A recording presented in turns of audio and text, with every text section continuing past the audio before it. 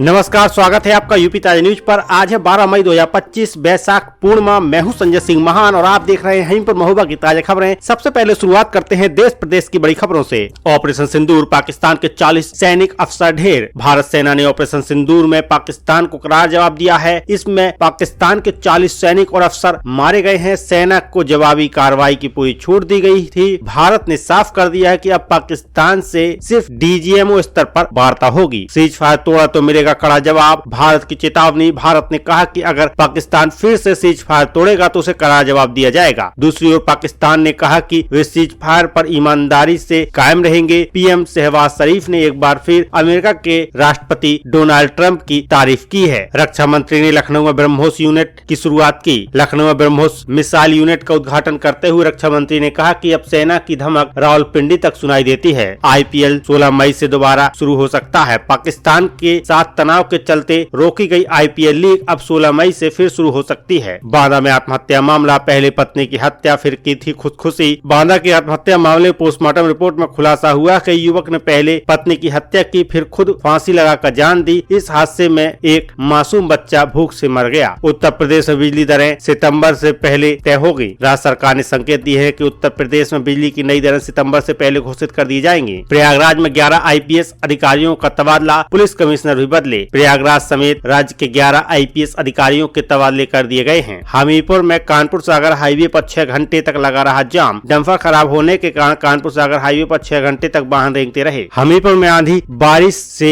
मकानों के टीन उड़े, पेड़ गिरे, बिजली ठप। हमीरपुर में तेज आंधी बारिश से मकानों के टीन टप्पर उड़ गए, कई पेड़ गिर गए और बिजली व्यवस्था भी ठप हो गई। अजनर में डायरिया और बुखार के मरीजों में तेजी से इजाफा। अजनर क्षेत्र में डायरिया और बुखार के मरीजों की संख्या में भारी बढ़ोतरी देखी गई है। झांसी में बुआ के साथ गए बालक की बाइक से कुचलने से मौत, दादी को भी लगा सदमा। हमीरपुर के अतरौली गांव का कमल जो बुआ के साथ झांसी गया था, घर के बाहर खेलते समय बाइक से कुचल गया। यह खबर सुनकर उसकी दादी की भी मौत हो गई। महोबा में खरबूजे की खेती से नंद किशोर ने एक माह में 8 लाख की कमाई। महोबा के किसान नंद किशोर ने खरबूजे की खेती से मात्र 1 महीने में 8 लाख रुपए की कमाई की है। राठ के गिरवर में डंपर पलटने से बाइक सवार की मौत। राठ के गिरवर गाँव के पास डंपर पलटने से सड़क किनारे खड़े बाइक सवार जयहिंद राजपूत की मौत हो गई। मृतक पहाड़ी गढ़ी गांव का निवासी था। राठ के औता गांव में दरोगा के घर से 11,70,000 रुपए के जेवरात चोरी। राठ क्षेत्र के औता गांव में एक दरोगा के घर से चोरों ने